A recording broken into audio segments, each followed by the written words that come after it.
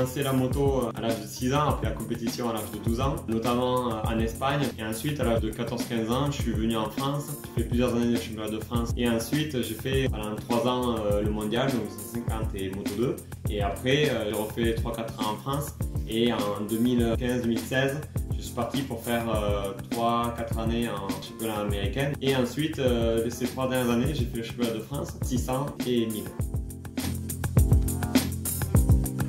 Je n'ai pas forcément de circuit favori. C'est vrai que sur chaque circuit, j'aime toujours une portion ou une autre. Donc voilà, c'est souvent des petites portions, des enchaînements, des chicanes qui vont plus me faire plaisir. Et du coup, j'aime tout le temps faire de la moto, que ce soit sur un circuit ou sur un autre.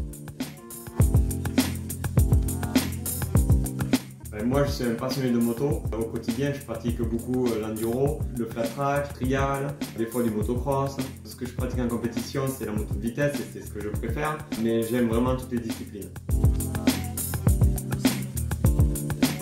L'objectif pour moi, c'est de retourner en mondial, notamment en mondial super sport. Donc l'année dernière, j'ai eu la chance de faire quelques manches avec comme meilleur résultat une 6e position. Et cette année, j'ai de nouveau eu la chance de faire une course avec le GT94 à Most, à Kulchek, mon meilleur résultat de ma carrière en mondial avec une 4e place. La prochaine épreuve pour moi, ça sera lors du championnat du monde à Manicourt, où je vais avoir encore une opportunité pour bien faire. Je sais que si je fais bien là-bas, j'aurai ma chance de concourir en mondial super sport l'année prochaine. C'est vrai que l'équipement moto, lors des dernières années, a vachement évolué, notamment avec l'airbag, qui s'est démocratisé. On voit que maintenant, les pilotes de rallye raid, les gens qui utilisent la moto tous les jours sur la route, ont accès à l'airbag. Nous, en compétition, on y a accès depuis quelques années.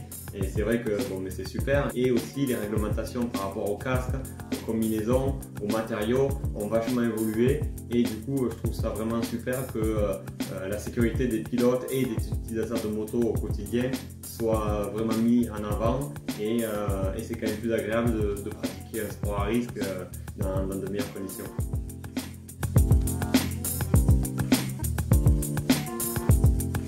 Alors moi, mon critère principal, c'est la qualité. Au détriment de regarder le prix que ça coûte, je préfère vraiment acheter notamment un casque qui est beaucoup plus sécuritaire, mais qui va coûter un peu plus cher. J'ai vécu l'expérience plusieurs fois de tomber avec des bons casques. Il y a vraiment un plus en termes de sécurité. Pour moi, c'est vraiment la qualité qui prime.